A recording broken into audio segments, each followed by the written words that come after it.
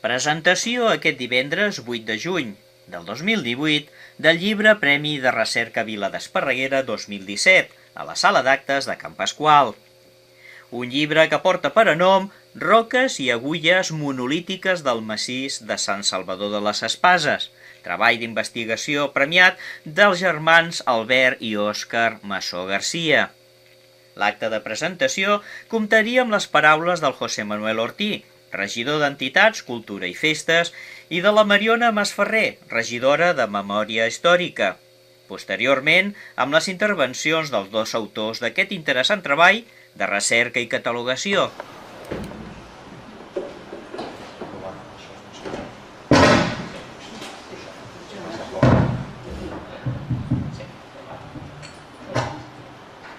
Doncs bé, al públic assistent, bona tarda a tothom. Donem inici a aquest acte de presentació del segon premi Vila d'Esparreguera amb l'Òscar i l'Albert. Moltíssimes gràcies per ser aquí.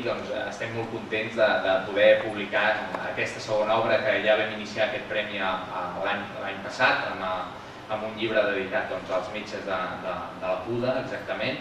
Creiem que és també agrair a la Mariona aquesta tasca que ha fet a través de Memòria Històrica amb aquests premis de la Vila d'Esparreguera que donen un valor a tota la història, a tot el territori que tenim aquí al nostre voltant.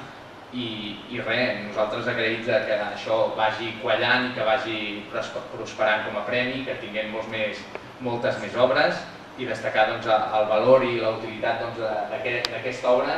Jo crec que posa en valor el nostre territori perquè, tot i que la majoria esparregarins i esparregarines segurament en geologia sempre posaran, igual que jo des de petit dèiem, ostres, tenim les roques blaves. Esparreguera és famosa per les roques blaves, però potser desconeixen que a l'altra banda del riu tenim un patrimoni geològic altíssim, que és Sant Salvador de les Espases i tot el seu massís, que geològicament, fins i tot abans us explicava que estem intentant entrar al Geoparc de la Catalunya Central, com a municipi, estem fent totes les gestions per ser-hi presents, i justament el que ens deien, sí, teniu les roques blaves, però el valor geològic principal està en Sant Salvador de les Espases, que és el que té més valor geològic, i aquest llibre ho posa en valor. Llavors, nosaltres molt contents d'aquesta obra, que us hagueu presentat i que hagueu guanyat. Us animem a que us continueu presentant-vos si us ve de gust. I res, agrair-vos la vostra obra i res, esperem que hi hagi moltes més fites com aquesta i que puguem presentar cada any uns treballs amb tanta riquesa i tant valor com aquest. I ara passaria a donar la paraula a la regidora de Memòria Històrica, la Mariona Masferrer. Moltes gràcies a tots, benvinguts i benvingudes. Jo penso que per part de l'Ajuntament va ser un encert començar aquest premi de recerca Vila d'Esparreguera. Ho vam fer, us ho he de dir, ho vam copiar d'Olesa, així de clar. Perquè sempre vam pensar que era molt bona idea, perquè aquí a Esparreguera hi ha molta gent que fa excursionisme, que fa escalada, que fan coses, però escriure no hi ha afició. I aleshores això esperona una miqueta aquesta manera de posar els coneixements que un té i d'anar negre sobre blanc i fer aquestes publicacions. La regidoria per si sola no podia fer res, però com que treballem en una comissió de premis en la qual vull donar especialment les gràcies a Josep Maria Cobos, a la Joana Llordella, a la Carme Trió, Josep Rafus, Fermín Osta, a la Rosa Maria Codina, que sempre hi és, i que són els que realment, com són professors i tenen coneixements, ens han ajudat molt en tot això. I una vegada reunida la comissió de premis, després ve el jurat de premis. I aquí hi trobem el Josep Rafus, el Fermín Osta, el Josep Ignasi Palou, la Montserrat Pedrola, la Rosa Maria Codina, com sempre, no ens pot faltar, la Roxivera i la Manuel i jo mateixa. I així hem engegat aquest premi de recerca. Aquest any vull que us fixeu que tenim un logo nou que s'ha creat especialment pel Premi de Recerca. Tenim la Creu de Santa Eulàlia i aquest Premi de Recerca Vila d'Esparreguera per donar-li més relleu en aquest premi. donar-li un logotip específic. Us volia dir que ja per a la tercera edició, a hores d'ara s'han presentat ja 8 treballs. Tenim 6 treballs de joves i 2 d'adults. I si voleu assistir el dia 30 de juny, aquí mateix a Can Pasqual a 2:15, farem ja el lliurament de premis d'aquesta tercera edició ja. Quedeu tots convidats i esperem que vingueu. Per part meva no dic res, només dic que el llibre és molt interessant. Aquí hi ha gent que està per aquí, però que era molt més jove, fotografies dels anys 70, l'Àngel Manuel Trescant per les agulles, molt bé, molt bé. Jo ja he fet tard per fer aquestes coses. En fi, ja en tot cas... Mai se sap. Sí, no, sí que ho sé. Amb que posin un ascensor, aquí hi pujo. Res, només queda escoltar-vos a vosaltres, que sou els que heu fet el treball i que teniu coses a dir-nos. I moltes gràcies a tots. Gràcies.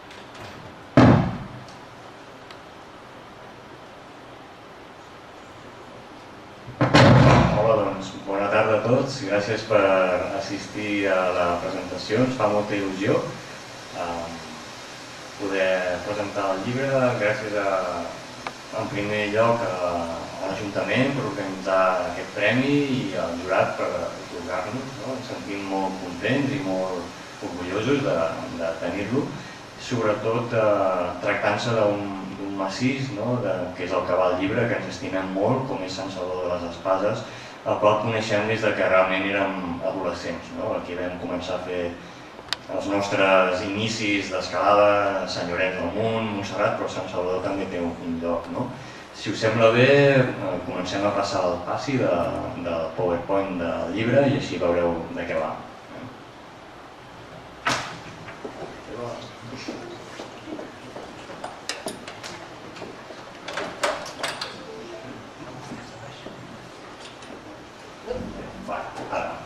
Problemes tècnics. Què us he de dir d'aquest massís que tots us coneixeu? És casa vostra, és el massís de Sant Salvador de les Espases, curull de turons, de carenes, de valls, de torrents, de camins, de paisatges. És un massís, per mi és meravellós. És un massís humil, no té uns relleus molt grans, Puigventós és el cim més alt, amb 606 metres, però tot i així té un encant, té alguna cosa que ens agrada. El punt neuràlgic, com ja sabeu tots, és Sant Salvador de les Espases, aquesta ermita encimbellada dalt d'un turó meravellós. És un lloc de somni,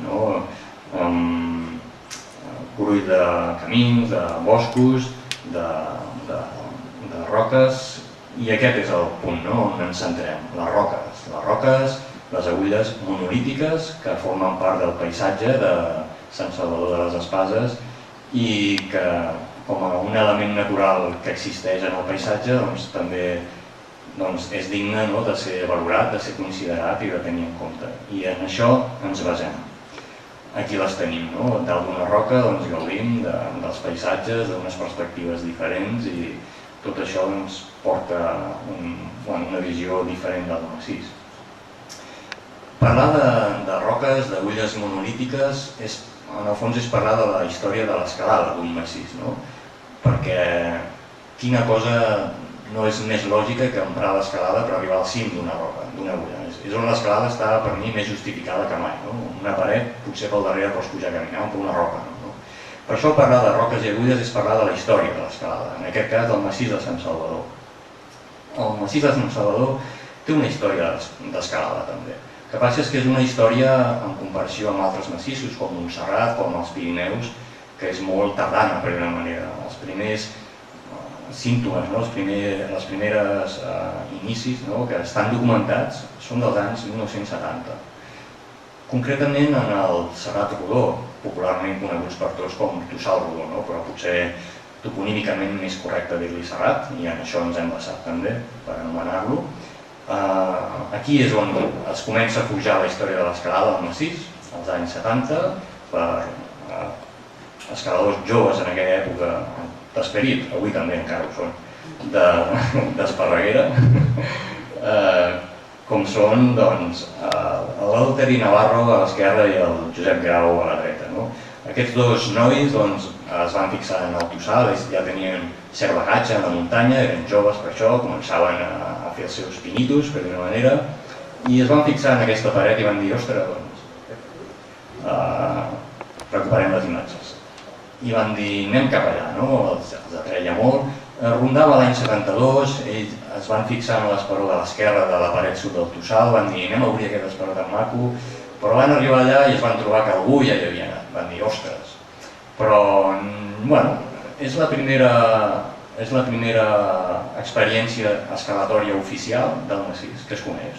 Són ells dos l'any 1972. Aquí podeu veure el material d'escalada, fabricat per l'Eleuteri, com bon manyà que era. A partir d'aquests primers passos, bé, ells van fer la seva activitat, van continuar fent la seva activitat al Tossal Rodó, principalment. Hi ha alguns indicis que es va fer alguna cosa més en alguns llocs, com a Sant Pere Sacama, unes pràctiques de ràpel l'any 75, alguns llocs així dispersos del massís, però una altra fita important en la història de l'escalada és la presència de Josep Barberà i Suquer, aquest muntanyenc de Sant Cugat. Va fer un parell d'operacions molt interessants a Montserrat i Sant Llorenç del Munt, que han esdevingut històrics, que van consistir en explorar i ascendir totes les agulles que per ell eren ressenyables d'aquests dos massissos. Ho va fer primer a Montserrat, entre l'any 1968 i 1972, amb l'operació Montserrat, i entre els anys 75, 76 fins al 79 més o menys a Sant Llorenç del Munt.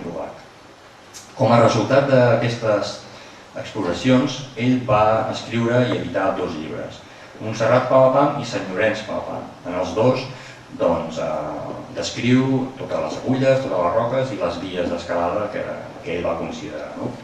Centrem-nos en el llibre de la dreta, en el Sant Llorenç pam a pam.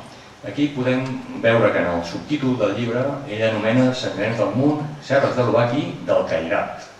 Amb aquest nom ell va anomenar Sant Salvador de les Espases, el massís. I aquí ell va fer les seves exploracions i va incloure els monòlits que ell va considerar més destacables. Diguem que ell, podríem dir que va ser la primera persona que oficialment es va fixar en els monòlits de manera oficial i va posar noms i va fer ascensions, entre ells el Cir de Sant Salvador, potser l'agulla més mitificada i mítica del massís, entre d'altres com les roques de la Frau o l'agulla del Turó Soterrada. Després del pas de Josep Barberà, fins a dia d'avui hi ha hagut activitat, i hi ha activitat al massís. Diguem que hi ha hagut diferents èpoques. En una d'elles va haver proliferació de vies d'escalada esportiva en diferents etapes, als anys 80, 90 i darrerament als principis del 2000, la Balma de l'Espluga, coneguda com a Paparres, el propi Tossal Rodó, etc.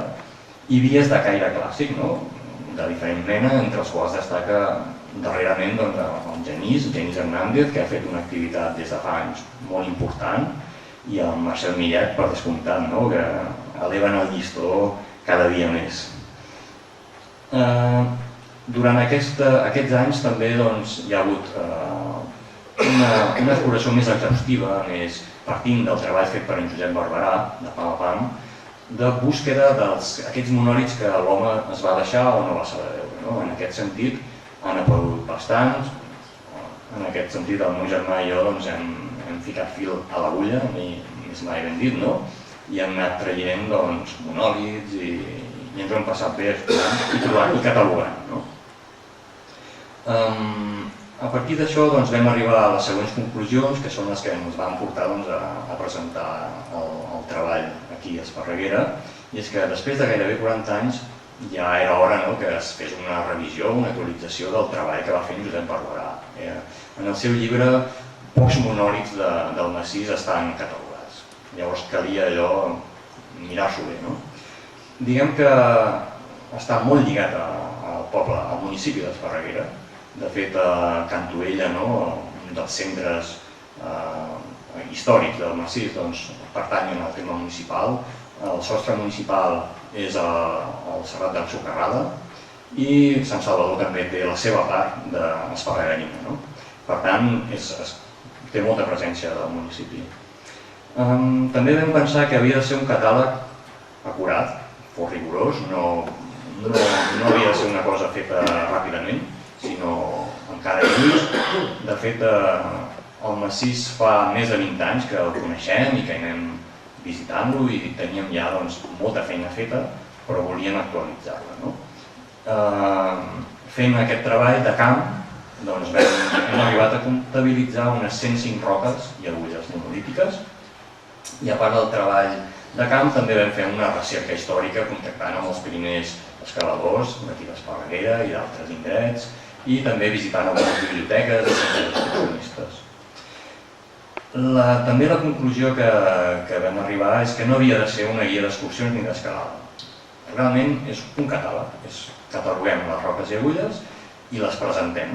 És un perfil molt com el senyorenc Palapam, que va fer Josep Barberà, científic no, però gairebé, però per ser una guia d'escalada hauria de ser molt més exhaustiva, per ser una guia d'excursions no entraria aquest tema. Per tant, creiem que aquest és el terme real.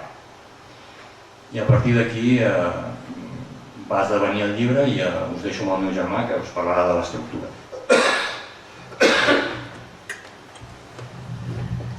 Bé, doncs el resultat de tots aquests requisits que ens vam plantejar a l'hora de confeccionar el llibre, doncs us els explico a continuació. En aquest sentit, s'ha estructurat el llibre sempre prenent com a fil argumental la catalogació i a partir d'aquí també afegint-hi altres apartats per poder enriquir-lo. Amb una introducció en la qual quedessin clars els objectius del llibre i a l'àmbit de l'estudi que hem fet. També una sèrie d'advertiments i de com interpretar el contingut i sobretot també les normatives que existeixen de caire ambiental en el territori. Llavors també un d'aquests apartats al voltant de la catalogació és la geologia del massís. Aquí també hi hem presentat una descripció molt enfocada moltíssim al que són els elements geològics d'interès del llibre, que són les roques, agulles, blocs, etc. I demostrant-se la gran varietat de roques que hi ha i de períodes geològics que s'hi poden trobar al massís que són excepcionals. Aquí hi ha un petit exemple del que en el llibre s'hi mostra, com són textures de roques de diversos períodes i a més les agulles que aquest tipus de roques han anat formant amb el pas del temps i que formen part del llibre. Un altre apartat que hem afegit és la història de l'escala al massís. És per nosaltres important que se sàpiga per entendre bé tot el que s'hi ha mogut i que s'hi mou encara i s'hi mourà, evidentment. I després vindria el cos central del llibre, que és el catàleg en si. És un catàleg en el qual s'hi fa especial èmfasi a les roques i agulles monolítiques que nosaltres hem considerat ressenyables i a més també s'han afegit uns annexos que no són exhaustius però sí que intenten orientar a la persona interessada a conèixer més de ple tot el que s'hi pot trobar en l'àmbit d'escalada, sense arribar a ser una guia d'escalada. Llavors ho hem dividit en 10 regions, dues d'elles no són pròpiament del massís, podem dir, però també s'hi han afegit perquè són molt pròximes i tenen molta similitud, sobretot geològicament i històricament. Llavors de cada element geològic, roca, agulla, bloc, s'han generat una sèrie de dades, com és el seu nom, la ubicació, quins són els primers ascensionistes que se saben, croquis, la via normal, algunes vies destacables, però no totes, no es vol ser guia d'escalada, sinó simplement ajudar-nos a conèixer i si us volen filar, almenys la part més fàcil. Finalment s'ha fet un llistat alfabètic de tots els elements descrits, no només de les roques i agulles d'interès, sinó també dels annexes i a més un glossari terminològic del món de l'escalada i de geologia, perquè així també sigui molt didàctic i amè per qualsevol que es vulgui interessar en aquests aspectes ja més a fons. I finalment la bibliografia que hem consultat. Els exemples, els mapes que hem fet, són mapes que sense ser de gran farciment de coses són per nosaltres bastant precisos i ajuden bastant molt a saber identificar cada roca diferent que hi ha. Ens hem donat unes numeracions i uns accessos.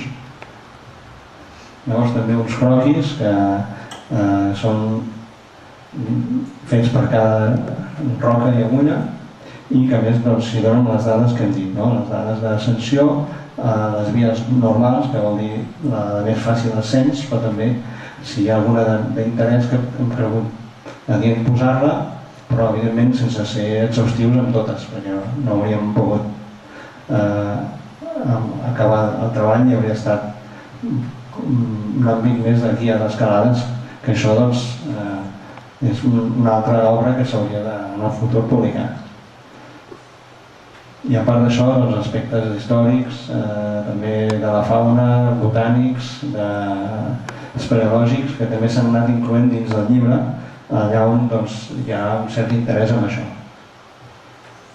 Però evidentment en aquestes fotos hi veieu reflectides les rocositats i elements geològics que són realment el cos principal del llibre. Aquí, per exemple, a la pàgina anterior hi veiem el peó de Can Tovella, o també he dit el Ciclonet de Barberà, per exemple.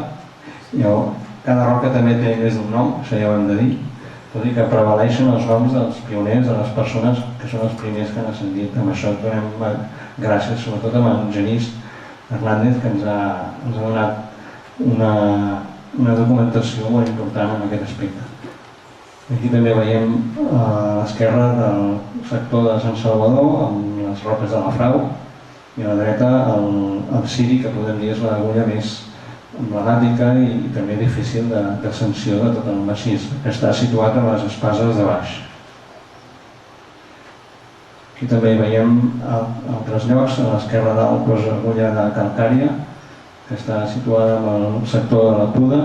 A sota hi veiem la pedra d'Agullada, famosa històrica, que no es pot escalar perquè és delicada i s'ha de respectar. I a la dreta una de les roques trobades en la nostra recerca, que ens va sorprendre molt, que són el conjunt de les llances, que això està al Samontà, que també és molt, molt interessant i és novedós en el llibre i desconegut fins ara. I això és tot. Només animar-vos a que el llegiu i que el gaudiu com nosaltres hem gaudit escrivint-lo.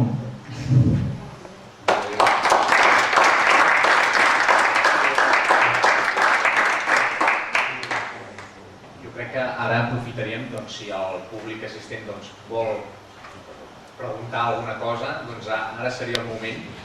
No sé si teniu alguna pregunta, algun comentari a fer als autors del llibre. Si no hi ha cap comentari, donar les gràcies un altre cop per aquest meravellós llibre i recordar sobretot que el dia 30 de juny tindrem la tercera edició, donarem els premis a la tercera edició d'aquest premi Vila d'Esparreguera i coneixerem els guanyadors.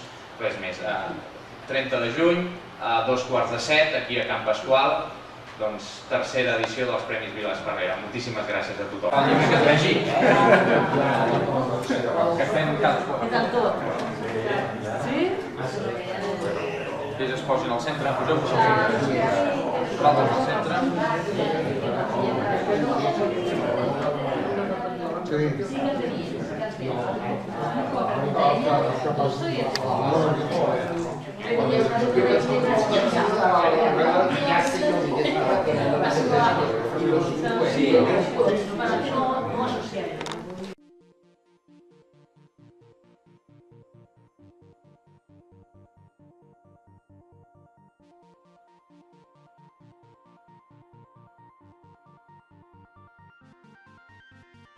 Fire.